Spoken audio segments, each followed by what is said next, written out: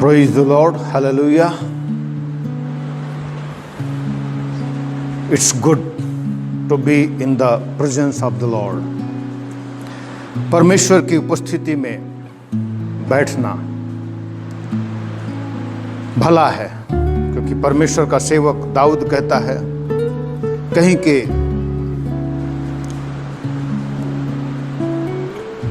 हजार दिन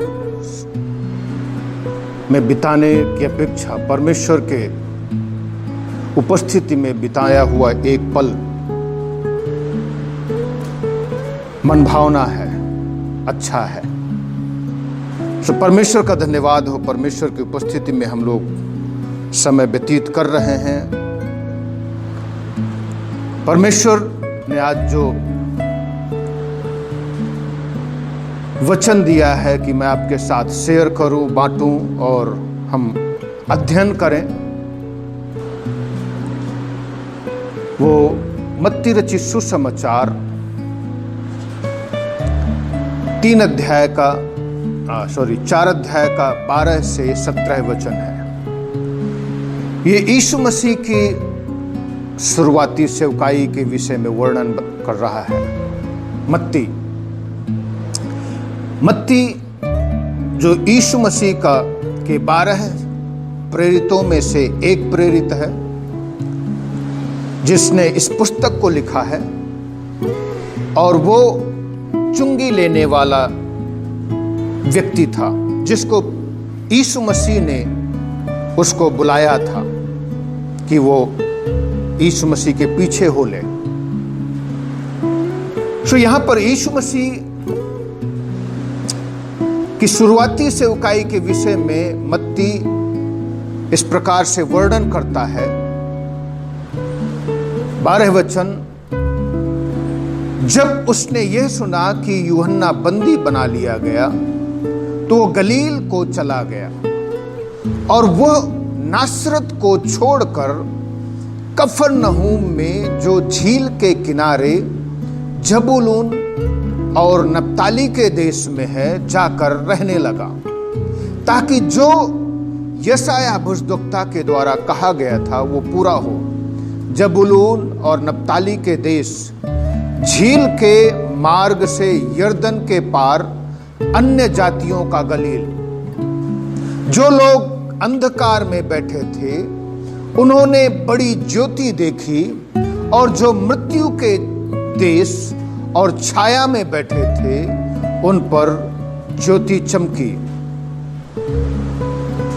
उस समय यीशु ने प्रचार करना और यह कहना आरंभ किया, मन फिराओ, क्योंकि स्वर्ग का राज्य निकट आया है। यीशु मसीह के विषय में हम सब जानते हैं। उसका जन्म बेतलहम में हुआ, और यह भी जानते हैं कि यीशु मसीह के पूर्वज अर्थात दाऊद बेतलहम का निवासी था। उसके पूर्वज इसे और ओबेद और अन्य पूर्वज सब बेतलहम के निवासी थे। तो ये बेतलहम के निवासी होने के बावजूद यीशु मसीह ने, अर्थात हम ये कहें कि परमेश्वर ने अपने पुत्र को गलील में क्यों भेजा। उसका जन्म भले ही बेतलहम में हुआ, लेकिन परमेश्वर ने उसको गलील में क्यों भेजा। आखिर परमेश्वर चाहता क्या था, परमेश्वर की योजना क्या थी? बहुत सी शॉर्ट में बताऊंगा। परमेश्वर की योजना थी, क्योंकि गलील इस समय अंधकार से भरा हुआ प्रदेश था, शैतानिक शक्तियों से भरा हुआ प्रदेश था। हालांकि कुछ क्षेत्र थे जिसमें इस्राएली लोग बाहुल्य थे, लेकिन तब भी वो इस्राएली इतने सोफिस्टिकेटेड नहीं थे, इतने जागरूक नहीं थे, इतने पढ़े लिखे और इतने ज्यादा सोफिस्टिकेटेड नहीं थे जितने कि यहूदिया के इस्राएली हुआ करते थे। परमेश्वर ने अपने पुत्र को गलील में भेजा और फिर जब समय आया तो यीशु मसीह ने अपना जो स्थान है वो नासरत से हट करके वो कफरनहूम में पहुंचा। ये कफरनहूम जो नप्ताली का देश था, जबूलून का देश था, यहां पर शैतान बहुत तेजी से काम कर रहा था। पहली चीज तो ये कि जब इस्राएलियों का सेटलमेंट हुआ तो इस्राएली लोग वहां पर उन लोगों को, जो कनानी लोग थे उस समय के, उन लोगों को पूरी तरीके से नहीं निकाल सके। सो मिली जुली भीड़ थी और बहुत सारे इस्राएली लोग अन्य जातियों की तरह व्यवहार करने लगे थे। और इसीलिए जब इस्राएल दो भागों में विभाजित हुआ, उत्तरी राज्य अलग हो गया और यरोबाम राजा बना, तो उसने दान में एक मूर्ति स्थापित की और दूसरा सोमरोन में, सामरिया में स्थापित की। सो वहां पर बहुत ही आसानी से शैतान ने काम किया और वहां पर अंधकार की शक्तियों की आराधना होने लगी। और इस समय तक, जब तक यीशु मसीह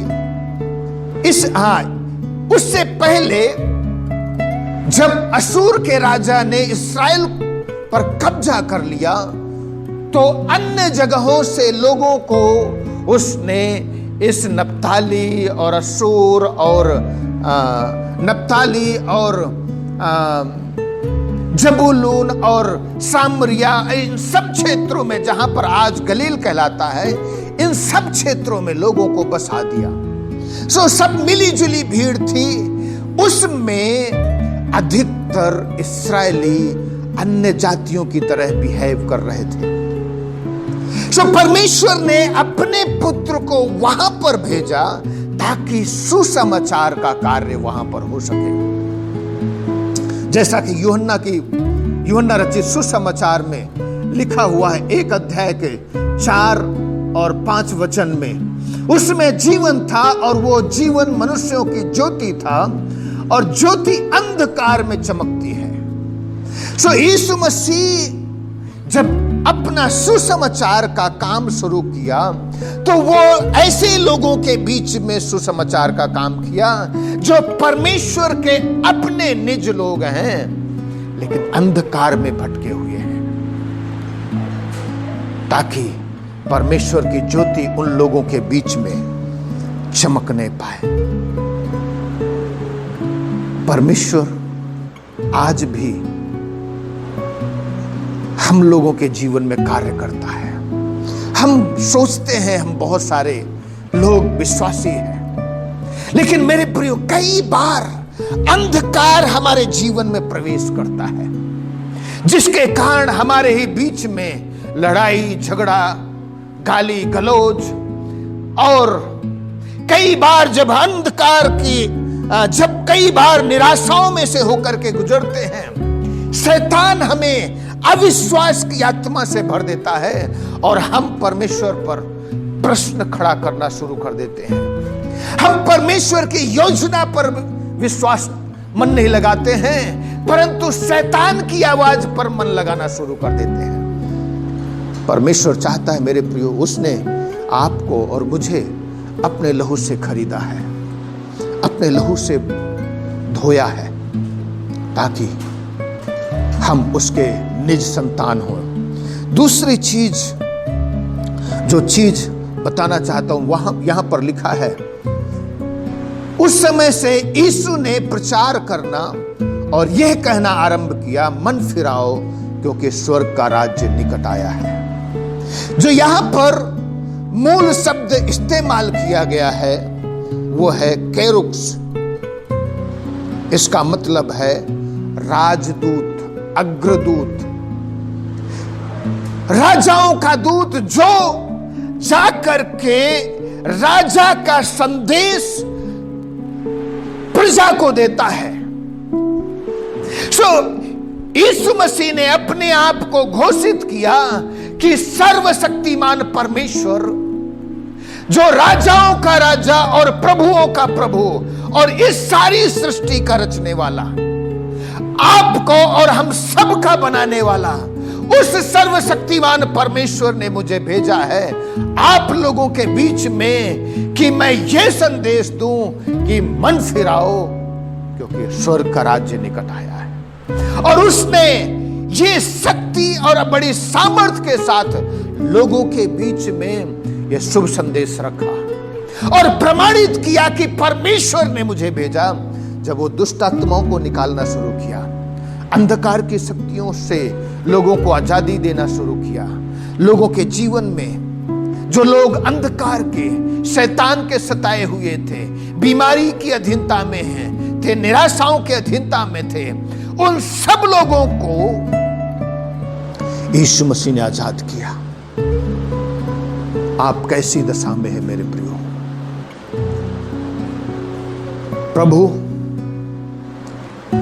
यीशु मसीह जो परमेश्वर की ओर से संदेश देने वाला अग्रदूत बनकर के आया है, राजदूत बनकर के आया है, उसने आपके लिए अपना लहू बहा दिया, अपना कोड़े, अपने शरीर में कोड़े खाए, लोगों ने उसके मुंह पर थूका, उसकी निंदा की, उसका अपमान किया, सब कुछ उसने सह लिया ताकि उसके मार खाए जाने से आप और हम चंगे हो जाएं। उसने दुष्टात्माओं से हमें आजादी दी, शैतान के ऊपर विजय हासिल की, वो मृत्यु के ऊपर उसने विजय हासिल की ताकि आपका मेरा उद्धार हो, ताकि हम शैतान के बस से छुड़ा करके परमेश्वर के राज्य की ओर ले आए। ये संदेश आपके लिए है मेरे प्रियो। हम लोग प्रभु के पास लौट आए, भले ही आप विश्वासी क्यों ना हो, लेकिन मेरे प्रियो कई बार हम शैतान की आवाज को सुनते हैं, विश्वास से भटक जाते हैं, विश्वास में कमजोर हो जाते हैं, विश्वास में निराश हो जाते हैं, अविश्वास हमारे अंदर पनपना शुरू कर देता है। हम अविश्वास से मन फिराएं, प्रभु पर विश्वास करें, वो आपको जीवन देगा, संभाल करके रखेगा और आपके जीवन में आश्चर्य कर्म करेगा। आइए प्रार्थना करता हूं मैं। सर्वशक्तिमान परमेश्वर पिता, दयालु प्रभु, जितने लोग प्रभु तेरा वचन सुनते हैं उन सब के लिए प्रार्थना करता हूं परमेश्वर, तो अनुग्रह का हाथ बढ़ा प्रभु। जबकि हम कई बार आत्मिक अंधकार में से होकर के गुजरते हैं, यद्यपि हम विश्वासी होते हैं, जैसे इस्राएली लोग परमेश्वर तुझ पर विश्वास करने वाले थे, लेकिन तब भी वो अंधकार में से होकर के, आत्मिक अंधकार में से होकर के गुजर रहे थे। प्रभु, हम कई बार आत्मिक अंधकार में से होकर के गुजरते हैं। परमेश्वर अनुग्रह कर, हमारे आत्मिक अंधकार में प्रभु तेरी ज्योति चमकने पाए, हमारे अंदर हर एक अविश्वास को दूर कर, हमारे अंदर से हर एक अंधकार की शक्ति से को दूर कर प्रभु, हमारे अंदर विश्वास को पैदा कर, ताकि हम जीवन जीना सीखें, ताकि हम प्रभु तेरी ओर निहारें। हम प्रभु विश्वास, हमें विश्वास से भर और ये जानने प्रभु कि तू मुर्दों में से जी उठा है, शैतान के ऊपर विजय हासिल की है, मृत्यु के ऊपर विजय हासिल की है, बीमारी के ऊपर विजय हासिल की है। प्रभु तूने, प्रभु धन्यवाद करते हैं, तूने प्रार्थना को सुना है, यीशु के नाम से मांगते हैं, amen, amen. God bless you. प्रभु आशीष दे। Enjoy this day.